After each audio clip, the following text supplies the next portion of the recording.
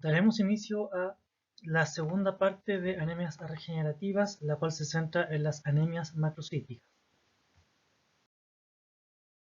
Para iniciar entonces vamos a iniciar con un caso en donde antecedentes es un paciente de 64 años de sexo masculino, presenta astenia moderada y anorexia progresiva. En los últimos 3 meses ha perdido 7 a 8 kilos, ocasionalmente presenta náuseas y vómitos postprandiales. No presenta debilidad muscular, los antecedentes familiares carecen de interés. Les puedo preguntar, ¿existen elementos claves dentro de estos antecedentes ahora que observamos? Sinceramente, en este es un antecedente bien genérico en donde por lo menos ya podemos ver que hay un paciente con pérdida de peso, con astenia moderada, anorexia también, que puede ser bien interesante si lo sumamos a otros antecedentes que puedan aparecer. Continuando, al examen físico destaca buen estado general, marcada palidez mucocutánea, ausencia de adenopatías periféricas, auscultación normal, abdomen blando, depresible y no doloroso. Se palpa borde hepático de 2 centímetros del reborde costal, tiene esplenomegalia. Abolición de la sensibilidad vibratoria en ambos pies. Ahora sumando esto, ¿qué está indicando los antecedentes clínicos? Ya entonces tenemos un signo que ya tiene que ser bastante bien conocidos para ustedes, ¿sí? Descartando otros elementos que pueden estar alterando o pueden indicar a otro tipo de patologías. Sin embargo, hay otros elementos que son bien clave que si los sumamos estos antecedentes, examen físico y antecedentes, nos puede estar orientando hacia un tipo de patología genérica en particular. Si continuamos entonces, a nivel del laboratorio se obtuvo que esta persona tiene un 26% de hematocrito, 8,8 gramos de cilindro de hemoglobina, 2.200.000 por microlitro de glóbulos rojos, CHCM 33,8%, 118,2 femtolitros de PCM, índice ictérico menor a 5 unidades, leucocitos de 6.100 por microlitros y plaquetas de 308.000 por microlitro. Entonces, interprete los resultados. ¿Qué puede usted inferir a partir de esto? A ver, si tenemos que interpretar, recuerde que la interpretación más básica o clásica desde el punto de vista del hemograma es poder dar una interpretación clínica respecto a los resultados para poder hablar el mismo idioma. Por lo tanto, a simple vista nosotros ya podemos ver que con la hemoglobina podemos saber de que el paciente presenta una anemia.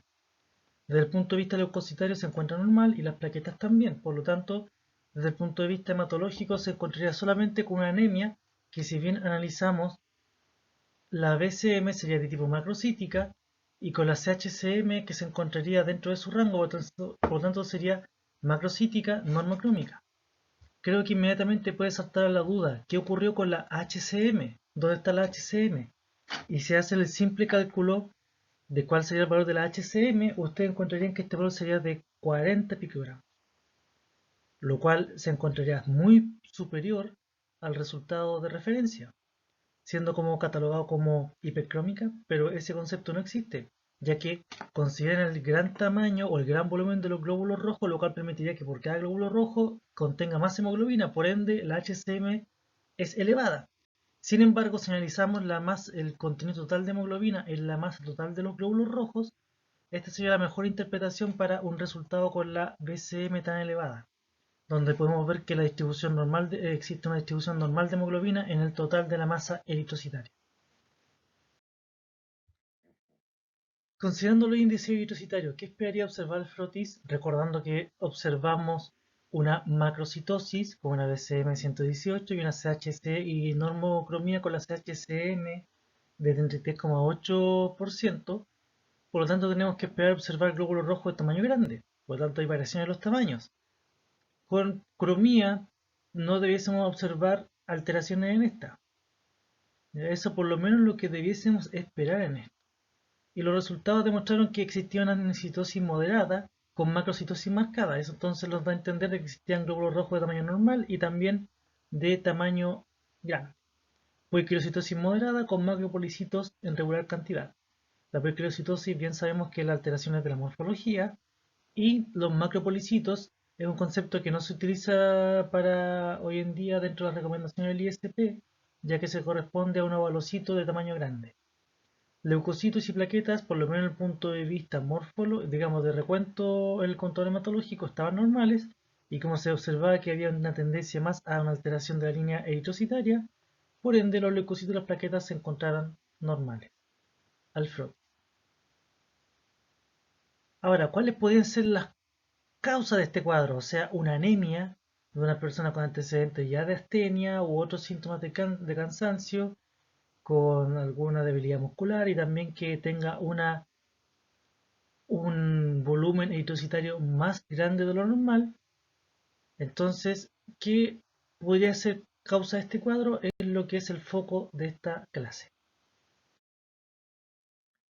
Las anemias las podemos ver de acuerdo, catalogar en base al tamaño del glóbulo rojo, siendo nuestro foco ahora las macrocíticas, las cuales tienen una BCM aumentada, siendo las principales destacadas acá las anemias megaloblásticas.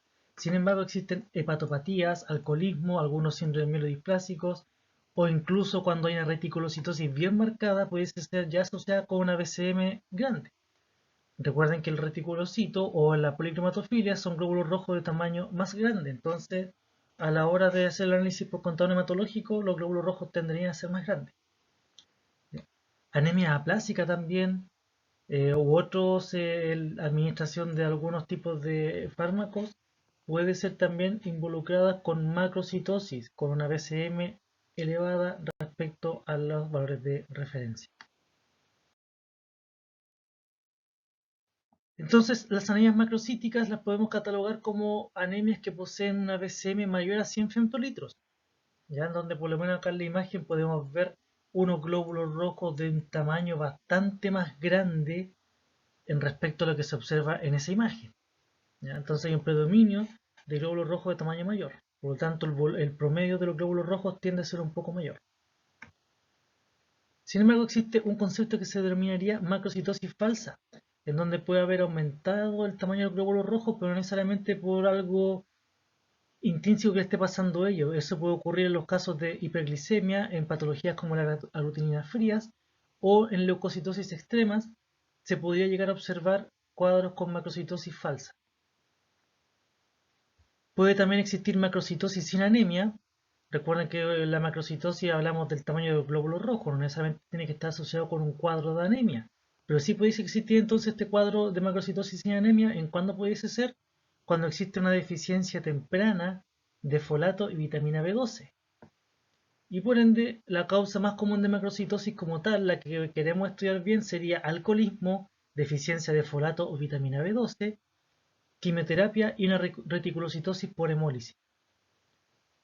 Serían los casos donde pudiésemos tener ya macrocitosis bien marcada como tal que puede ser de interés de este tipo de presentación.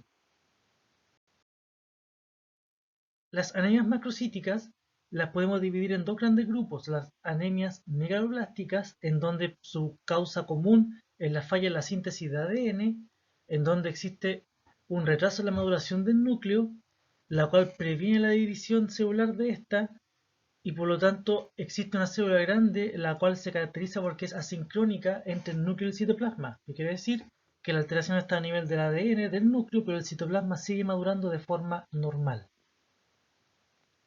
Siendo las no megaloblásticas son patologías con bases no muy bien definidas, pero se asocian principalmente a incremento en los lípidos de membrana, lo cual permitiría aumentar el volumen de los glóbulos rojos.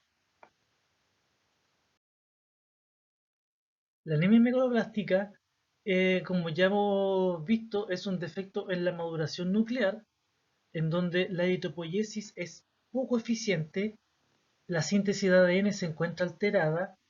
Sin embargo, la síntesis de ARN y proteínas, las cuales ocurre a nivel del citoplasma, está funcionando de forma normal. El problema está a nivel del núcleo.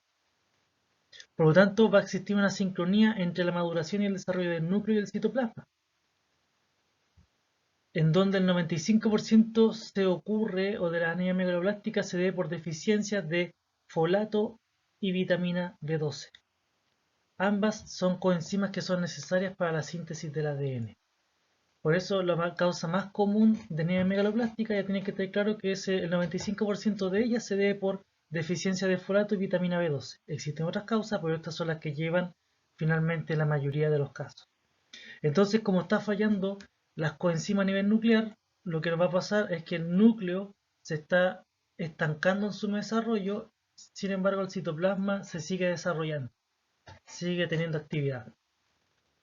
El nombre proviene finalmente de la aparición de megaloblastos en la médula ósea, megaloblastos que se refieren a células muchísimo más grandes de su tamaño normal, ¿ya? Donde por lo menos esta imagen ilustra una anemia normal donde tenemos glóbulos rojos de un tamaño normal con un neutrófilo en tamaño normal. Sin embargo, en anemia megaloblástica ocurren cambios considerables en el tamaño que no solamente afectan la línea de los glóbulos rojos, sino que también otras líneas como los neutrófilos aumentan considerablemente de tamaño y por ejemplo en el neutrófilo aparece también otro fenómeno que es súper interesante que se ve al frotis y que tiene que ser informado, la aparición de neutrófilos hipersegmentados.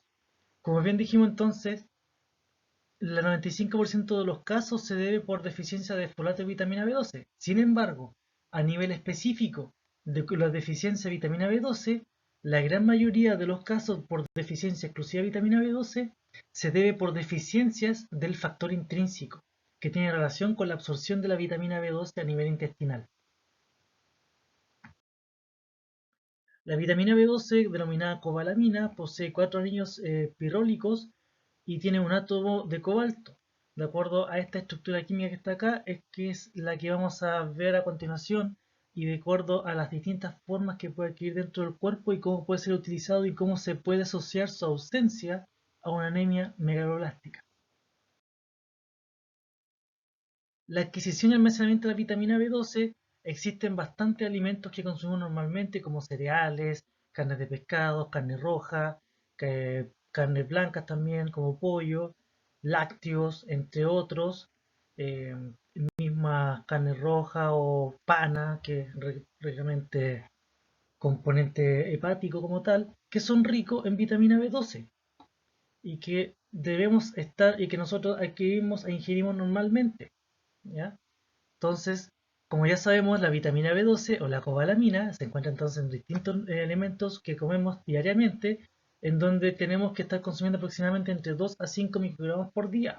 Nosotros poseemos normalmente reservas de cobalamina que dan alrededor de 5.000 microgramos, y estas reservas son suficientes para los requerimientos diarios de 1.000 días.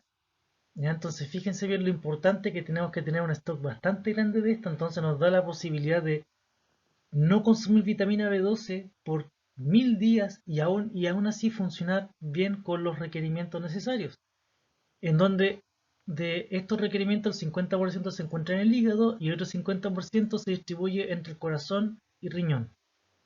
Acá vemos los distintos requerimientos diarios que se describen en los distintos grupos etarios de vitamina B12, en donde por lo menos hombres y mujeres adultos en el grupo el que tenemos que presente estamos nosotros por lo menos, requerimos de 2 microgramos de vitamina B12 diaria para mantener nuestros requerimientos y nuestros depósitos de forma normal.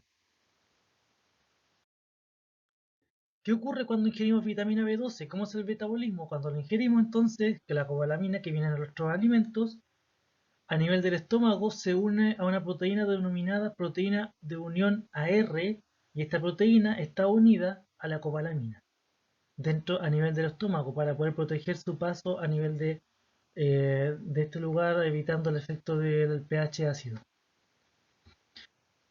A nivel del duodeno por medio de la acción de proteasas pancreáticas y también por la acción del factor intrínseco, ¿qué es lo que ocurre a este nivel? La cobalamina se une al factor intrínseco liberando a la proteína de unión AR. El factor intrínseco, que también ya había nombrado anteriormente, que es un elemento súper importante, es un dímero lipoproteico capaz de transportar la vitamina B12 y que es producido por las células parietalles de la mucosa del fondo gástrico. ¿Ya? Entonces, ese factor intrínseco es súper importante porque los defectos a nivel de él son una gran importancia de déficit o de anemia megaloblástica por falta de vitamina B12. ¿Ya? Entonces, continuando con el metabolismo, tenemos la cobalamina unido al factor intrínseco, que está a nivel del duodeno, pasamos ya al nivel del ilion. Entonces el complejo de factor intrínseco con cobalamina se une al receptor de en células mucosas, lo cual finalmente va a hacer que ésta sea ingerida y después sea unido a la transcobalamina 2, cual es un transportador de la cobalamina. Entonces este complejo va a permitir el transporte de la cobalamina a nivel del plasma, la cual va a ser distribuida a las distintas células de los tejidos. Recordando entonces que tiene que llegar a todos los tejidos porque nuestras células de nuestros distintos tejidos se están multiplicando y por lo tanto necesitamos los factores necesarios para la síntesis del ADN. Por eso este ciclo es súper importante para mantener íntegra esa división nuclear de las distintas células. Otro elemento importante que bien vimos es el ácido fólico. Este ácido fólico se encuentra ya en verduras como espárragos, lechugas, espinacas, plátanos, limones y melones, en donde nuestros requerimientos son de 50 a 100 microgramos en adultos y de 25 a 50 en niños. Su absorción principalmente a nivel del ayuno proximal y a nivel hepático donde se encuentra la mayoría de sus reservas, igual como ocurre con la vitamina B12. En este caso, las reservas de ácido fólico permiten mantener los requerimientos por 4 meses. ¿Cuándo aumentaría los requerimientos? Porque generalmente cuando los depósitos caen, por lo menos de ácido fólico, vitamina B12, es cuando aumentan sus requerimientos. Y cuando aumentamos el requerimiento, cuando se utilizan algunos medicamentos, en los casos de embarazo, por razones lógicas, los requerimientos de ácido fólico se aumentan. También en recién nacidos, también porque está ocurriendo un desarrollo en un ser, entonces requiere bastante ácido fólico. Y también en procesos leucémicos, en donde las células malignas, al consumir toda la vitamina B12 para multiplicar, le depletan de ácido fólico y también vitamina B12 a las otras células para multiplicarse, entonces también puede existir una megaloblastosis en las leucemias. El ácido fólico, su metabolismo, ¿cómo ocurre? De acuerdo a esta figura, ¿qué es lo que vemos? Vemos un ciclo donde el ácido fólico proviene acá. Este es el ácido fólico proveniente de la dieta, que está circulando a nivel del plasma, que este se denomina 5-metiltetehidrofolato. Una vez que ingresa al citoplasma de las células, pasa por distintos procesos, en donde hay un proceso súper clave que depende de quién, de la vitamina B12, que es cuando la homocisteína se metaboliza a metionina. Este paso, que es dependiente también de vitamina B12, permite que el 5-metiltetirofolato pase a su forma de tetahidrofolato. ¿Ya? Entonces, ¿qué ocurre? Si la vitamina B12 hay deficiencia de él, ocurre un proceso denominado como trampa de folato, que quiere decir que por culpa de la ausencia de vitamina B12, tampoco se puede pasar o se puede absorber de forma normal o como debe ser el ácido fólico para llegar a su producto activo o de metabólico importante a continuación, que es el tetahidrofolato. ¿Ya? Entonces, por eso es importante este paso que también depende de vitamina B12. El tetahidrofolato entonces después viene por otro proceso pasando a 5,10 metilena tetahidrofolato, el cual es el elemento clave para qué, para formar después los deoxi urixidil monofosfato, pasen a deoxitimidil monofosfato, los cuales son materia prima para formar después los ácidos desoxirribonucleicos, los distintos, ya sea con distintas bases nitrogenadas. Entonces, este proceso que está aquí es clave para formar y dar el puntapié para el paso de la formación y la síntesis del ADN. ¿Ya? Entonces, en este mismo caso que estaba viendo el metabolismo del ácido fólico, vemos que la vitamina B12 también está involucrada. Por eso son elementos cofactores importantes para la síntesis de ADN. ¿Qué ocurre? Hay también otro punto importante a nivel de la metionina, que es la que se forma en este paso, forma después por otra vía metabólica el S-adenosilmetionina, el cual es un elemento clave para la función neurológica. Si no se forma este elemento, también pueden ocurrir trastornos neurológicos en pacientes que tienen déficit de vitamina B12. Destacamos acá la homocisteína.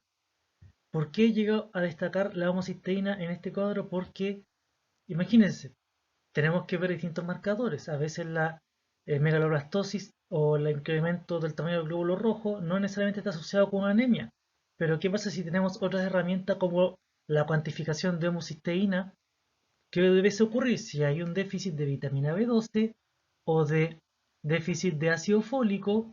Lo que va a ocurrir después acá es que la concentración de homocisteína va a incrementar, porque este paso metabólico no está ocurriendo, por lo tanto la homocisteína, su cuantificación puede ser también un estudio complementario a la hora de ver los niveles o ver un estudio o una sospecha de anemia megaloblástica.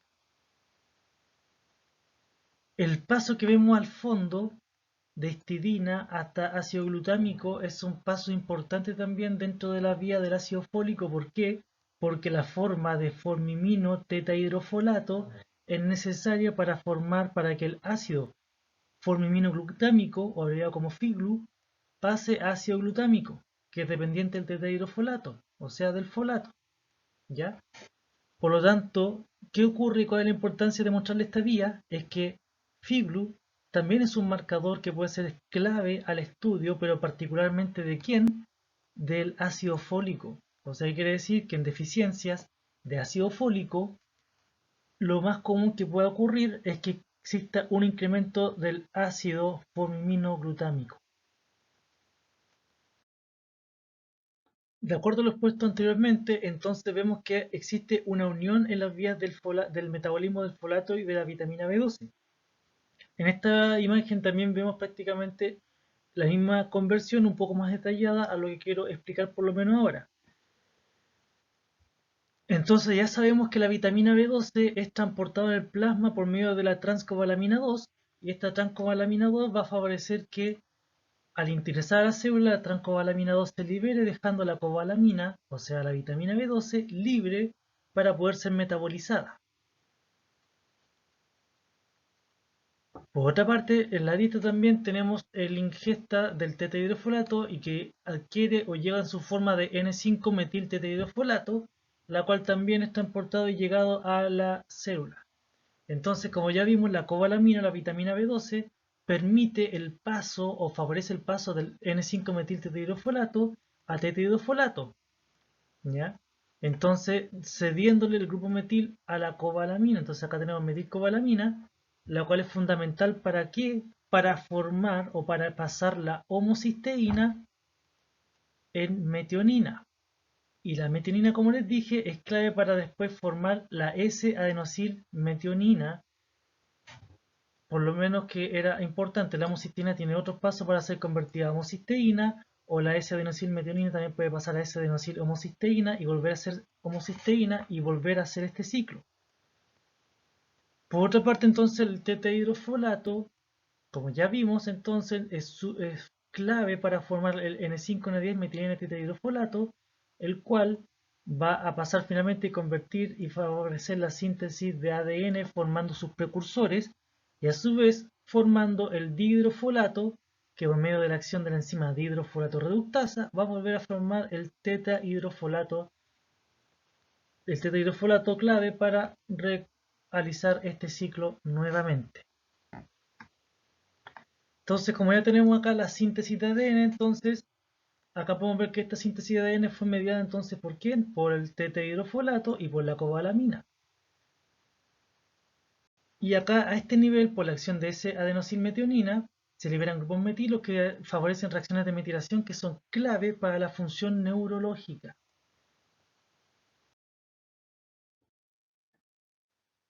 ¿Qué ocurre a nivel de deficiencia de vitamina B12? Existen alteraciones en la síntesis de ADN y degradación defectuosa de ácidos grasos. ¿Cómo ocurre esto? Normalmente, como ya vimos que desde la homocisteína se forma la metionina por medio de la acción de la metilcobalamina y la cobalamina a su vez favorece la formación del tetahidrofolato. Ya ese paso ya lo vimos, entonces acá tenemos que la metilcobalamina, deficiencia de vitamina B12, va a evitar estos pasos fundamentales en formar metionina y también tetahidrofolato. Y si no tenemos metionina, como ya les dije, no vamos a tener la S-adenosilmetionina, la cual tiene relación con la función neurológica. Por otra parte, ¿qué es lo que vemos acá? Vemos una conversión de ácidos grasos en donde normalmente lo que se forma es el metilmanonil-CoA o el MMA, el metilmanonil-CoA, el cual por medio del cofactor adenosylcobalamina, o sea también dependiente de la vitamina B12, forma el succinil-CoA, que es el ácido graso base para la formación a nivel de los lípidos en neuronas. Es que acá en esta vía, en este ejemplo, faltaba un paso que era la conversión del propionil-CoA hacia ácido metilmalónico, el cual es importante y también está destacado. ¿Por qué? Porque también dentro de la deficiencia de vitamina B12, lo que nos va a ocurrir es un incremento de o alteración en los niveles del ácido metilmalónico, el cual está relacionado netamente por la falla de la adenosylcobalamina. ¿Por qué? Porque se nos está acumulando el metilmanolil-CoA y favoreciendo, y como esta reacción es reversible, la reacción se nos revierte formando propionil-CoA. Y este propionil-CoA podría formar nuevamente más ácido metilmalónico aumentando sus niveles. Pero además este propionil-CoA es súper fundamental porque se utilizaría ahora a este como cebador de ácido graso y no a succinil-CoA. ¿Y qué ocurre? Finalmente se producen ácidos grasos con un número extraño de carbonos y si esto ocurre a nivel neuronal, estos números extraños de carbono va a favorecer que la estabilidad de la neurona se falle y el proceso de mielinización ya no ocurra o se ocurra todo lo contrario, se desmielinice, alterando la función neurológica. Entonces ya podemos empezar a concluir que el ácido fólico con la vitamina B12 son elementos clave para la síntesis de ADN y que debiesen estar siendo consumidas ambas constantemente. ¿Ya? Entonces, ¿qué ocurre si nosotros tratamos o sospechamos de deficiencia de uno sin estar totalmente seguros? Por ejemplo, solamente tratar con ácido fólico. ¿Qué ocurre? Si tenemos entonces una sospecha de déficit de ácido fólico y le agregamos o se suministra a esta persona con ácido fólico sintético, esta forma sintética de ácido fólico tiene una metabolización a tetahidrofolato que es independiente de vitamina B12. Recuerden que el que viene de la dieta, que el 5-metiltetahidrofolato, requiere de vitamina B12 para formar el tetahidrofolato. ¿Ya? Entonces, en este caso, si se da este suplemento, formamos tetahidrofolato independiente de vitamina B12, lo cual finalmente va a favorecer toda esta vía metabólica y se podría corregir la síntesis de ADN por vitamina B12 y o ácido fólico, ¿ya? Pero acá viene otra parte. ¿Qué ocurre si realmente existía un agotamiento también en paralelo de vitamina B12? Entonces, si ocurre también ese nivel, recuerden que esta vía entonces ya no nos está importante porque la podemos suplementar y suplir por esta vía.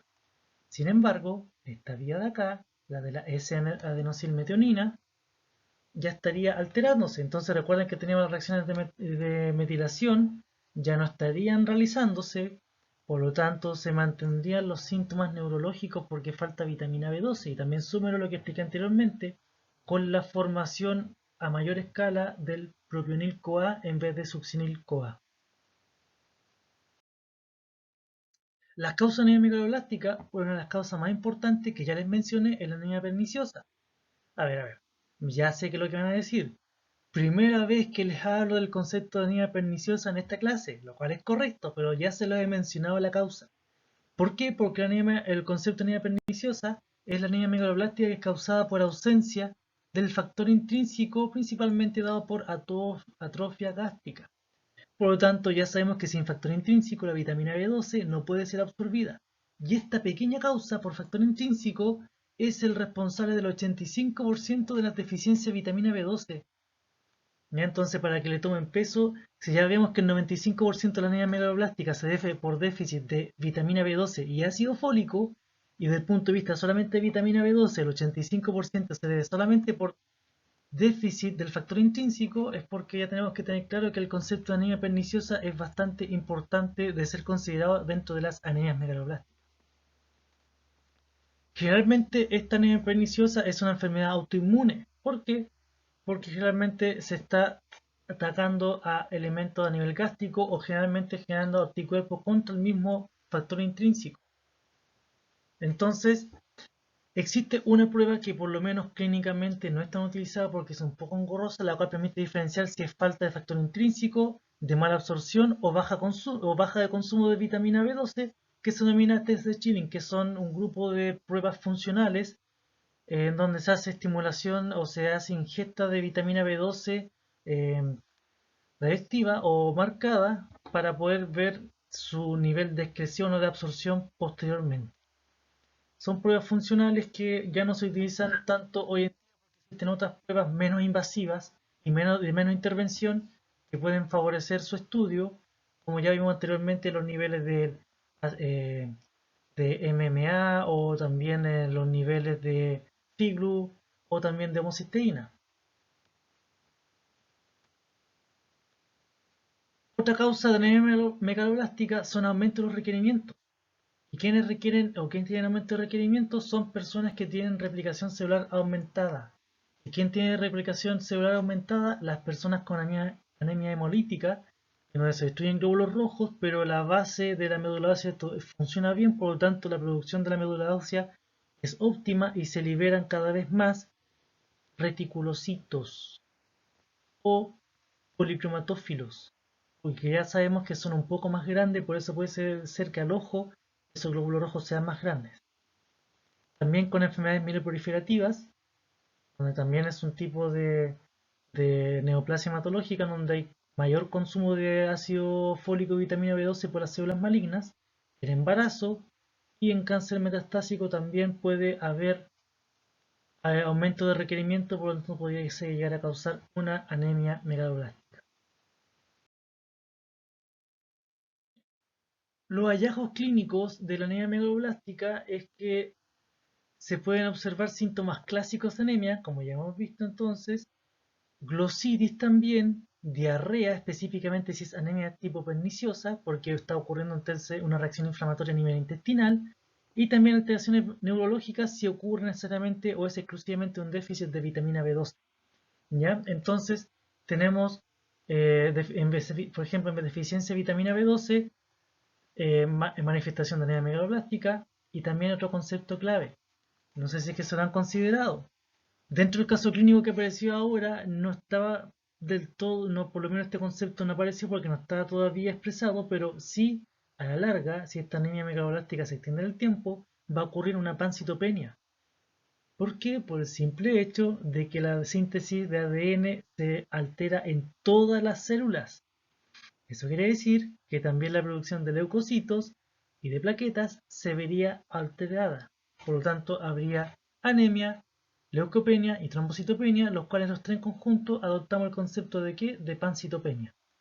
También entonces tenemos distintos síntomas neurológicos como parestesia, neuropatía o síntomas combinados como relacionados con la desmielinización que pueden estar siendo relacionados por el déficit de vitamina B12.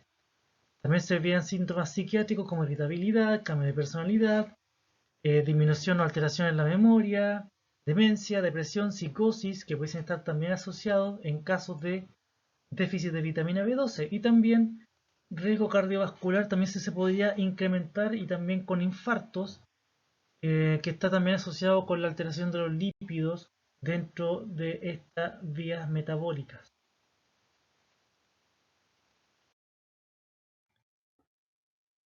Acá tenemos un cuadro comparativo de macrocitosis megaloblástica y macrocitosis no megaloblástica. ¿Qué es lo que tenemos? Generalmente la megaloblástica tenemos pancitopenia, ya cuando está en un estado más avanzado, a diferencia de la megaloblástica que solamente es anemia, por lo tanto hay alteración con los niveles de hemoglobina en esa persona. La BCM por lo general en las personas con anemia megaloblástica es superior a 110 y las anemias o las macrocitosis no megaloblásticas es mayor a 100, pero por lo general está más entre 100 y 110. No necesariamente es excluyente, pero sí por lo general se observa eso. A nivel de la morfología aparecen ovalocitos, que era lo que aparecía en el caso clínico mencionado como el macropolicito, cuerpos de Howell-Jolly y policromatofilia. En la macrocitosis no megaloblástica aparece policromatofilia, eh, dianocitos, estomatocitos, que están más asociados con enfermedad hepática, y esquistocíticos si es que hay una anemia de tipo hemolítica intravascular. La hipersegmentación de los neutrófilos es más común en la anemia megaloblástica que las no megaloblásticas. El recuento reticulocito es súper importante, aunque no es definitorio, pero por lo general una anemia megaloblástica como tal se encuentra normal o disminuido de acuerdo en qué etapa nos encontramos de acuerdo al déficit de vitamina B12 y ácido fólico. ¿Ya? Si está recién iniciando, el recuento reticulocito va a ser normal. Pero si ya los déficits de vitamina B12 y ácido fólico perduran el tiempo, el recuento reticulocito va a disminuir. En el otro caso pueden estar normal, disminuido o incrementado. Los niveles de vitamina B12 o ácido fólico están disminuidos si es que es una vitamina o el otro involucrada. FIGLU está netamente aumentado en déficit de ácido fólico, MMA en vitamina B12, homocisteína estaría aumentado en ambos. En el caso de la macrocitosis no megaloblástica, que no tiene que ver con vitamina B12 y ácido fólico, estarían normales. Y la bilirrubina en el suelo está incrementada en megaloblástica y la lactasa deshidrogenasa también, versus en la no megaloblástica que puede estar incrementada o no. Entonces hay diferencia entre un elemento y otro, y siendo hay algunos que son más claves de la anemia megaloblástica como tal, que es la que nos gusta estudiar por lo menos desde el punto de vista hematológico. Acá observamos un resultado de un escaterograma y también versus un histograma de los volúmenes de los glóbulos rojos, en donde de un paciente con anemia megaloblástica, donde que destaca, entonces tenemos una anemia principalmente con una BCM de 117,6. Entonces tenemos un recuento bastante elevado, ¿ya? Por lo menos desde el punto de vista de pancitopenia, este individuo todavía no está, de hecho todo lo contrario, se observa una trombocitosis más que trombocitopenia en este caso. ¿Ya? Pero por lo menos vemos que es lo que importa acá, de que ya tenemos signos clínicos de que por lo menos la anemia megaloblástica como tal, tenemos la anemia presente junto con una BCM que por lo general supera los 110 femtolitros. Los hallazgos de laboratorio, pero más enfocado desde el punto de vista hematológico en la anemia megaloblástica, podemos observar entonces una BCM mayor a 100 femtolitros, la cual podría camuflarse como una BCM normal cuando existen problemas intestinales. ¿Y por qué problemas intestinales? Porque habría deficiencia también en la absorción de hierro. Por lo tanto, sería bien común un problema en niños con déficit intestinales, los cuales pueden tener el frotis macrocitos con microcitos, pero a la hora de hacer la fórmula, perdón, que el contador hematológico va a arrojar un valor de BCM normal, porque recuerden que es un promedio, pero a la hora de ver el frotis o al ver el ADE o la distribución eritrocitaria vemos que hay un gran incremento en la disparidad de tamaños de esta célula. La CHCM por lo general tiende a ser normal. La hemoglobina, claramente si es una anemia se encuentra baja, pero recuerden que existen casos donde primero se observa macrocitosis sin anemia cuando existen los déficits tempranos de vitamina B12 y ácido fólico. Por eso ya la hemoglobina baja sería un hallazgo más tardío, también más tardío que sería existencia de leucopenia con neutropenia y también trombocitopenia. Si también algo elemento o algo tardío es el IPR menor a 2, más que indicar esto menor a 2 quiere decir de que ya existe francamente una baja respuesta de la médula ósea versus a esta deficiencia de hemoglobina.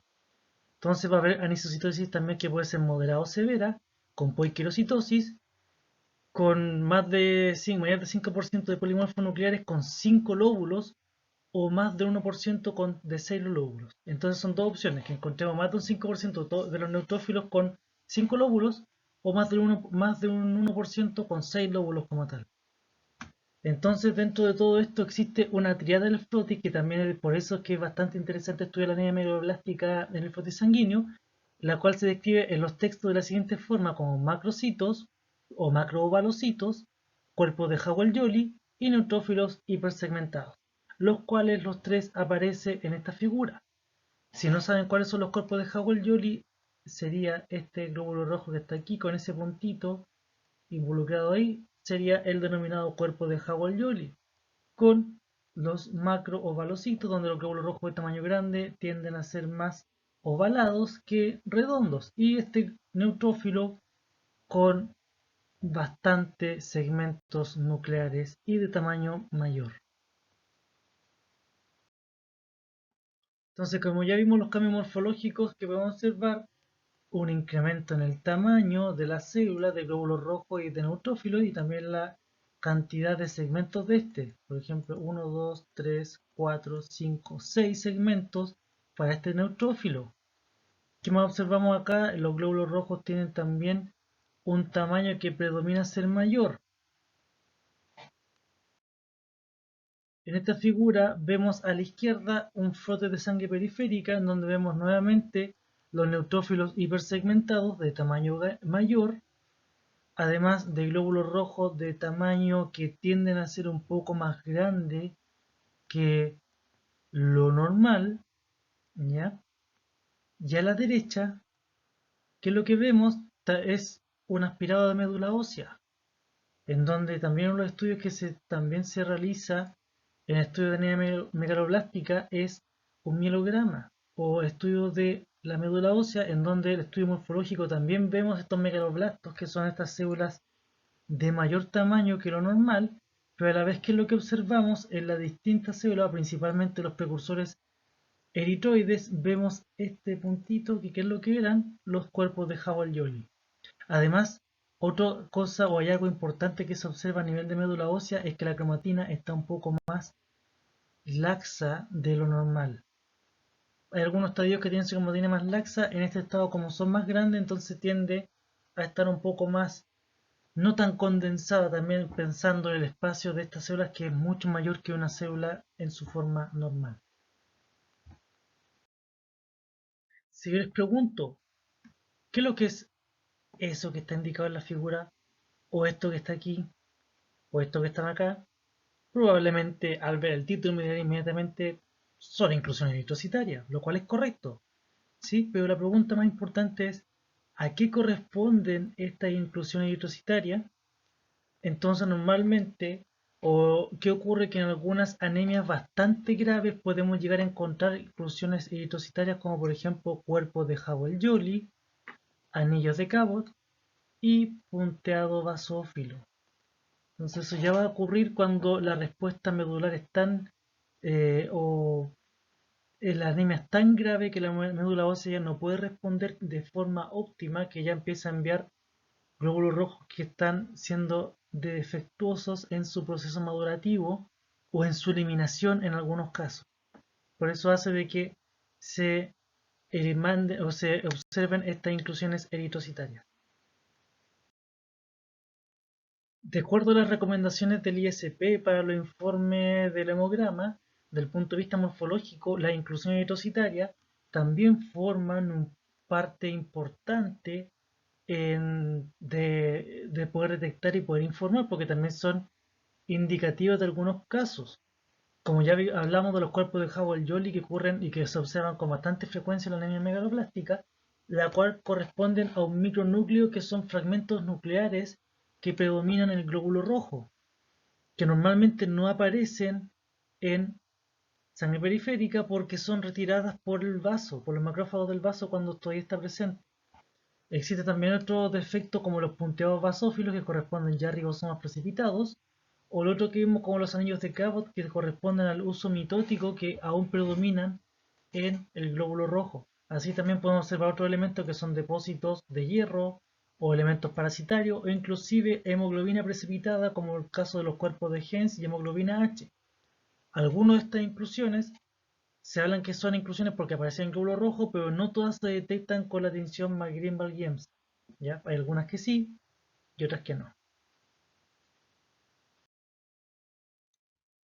Para finalizar un poco, ya que vimos un caso al principio, el cual ya era sugerente en el tipo megaloblástica, y con todo lo que vimos, lo que tienen que hacer ahora es ver todos estos elementos que se vio durante la presentación, cuáles estaban presentes en el caso clínico. Pero lo importante es poder hacer un flujograma, si tuviésemos por ejemplo una anemia con una BCM mayor a 100, habría que ver, sospechar de alcoholismo o hepatopatía. Si estamos sospechando de estos elementos, entonces la anemia es secundaria al alcoholismo o la hepatopatía. Si no hay de estos elementos, entonces, ¿qué ocurre a nivel de los reticulocitos? Si los reticulocitos están aumentados, entonces podemos hablar de problemas hemorrágicos o anemia hemolíticas. Sin embargo, si los reticulocitos están disminuidos o normales, más tirados hacia los disminuidos, había que ya pensar inmediatamente en déficit de vitamina B12 y ácido fólico. Si la vitamina B12 está por debajo de 200 picogramos por ml, sería por déficit de vitamina B12 y sería que había que ver también estudios de anticuerpo antifactor intrínseco o estudio digestivo. Si el ácido fólico es menor a 2 nanogramos por ml, sería déficit de ácido fólico y también había que investigar las causas. Ahora, si la vitamina B12 y el ácido fólico se encuentran entre 200 y 300 picogramos por ml y 2 y 4 nanogramos por ml respectivamente, ya estamos hablando probablemente de un déficit de ambos, de vitamina B12 y ácido fólico involucrado. Si los niveles de ambos se encuentran por sobre 300 picogramos por ml de vitamina B12 y 4 nanogramos por ml de ácido fólico, habría que hacer un estudio ya de médula ósea para ver si existe un síndrome mielodisplásico como tal. Entonces, si tenemos este patrón, mejor, lo más fácil y lo más frecuente es revisar ya un patrón asociado a vitamina B12 y ácido fólico, cuantificando sus niveles o viendo los niveles de factor intrínseco involucrado. Ya cuando no son concluyentes, recuerden que también hablábamos de otras pruebas como la cuantificación de homocisteína, del MMA o del FIGLU, que pueden ser elementos que pueden indicar que están presentes en una déficit o en otro o que es común para ambos. Esta clase entonces ya estamos finalizando. Lo importante es poder desprender ideas y poder tener claro por qué hay una alteración del núcleo en el déficit de vitamina B12 y ácido fólico, y que es importante para que puedan entender también un poquito más las anemias de tipo megaloblástica y por qué ocurre un tamaño aumentado en los glóbulos rojos. Muchas gracias.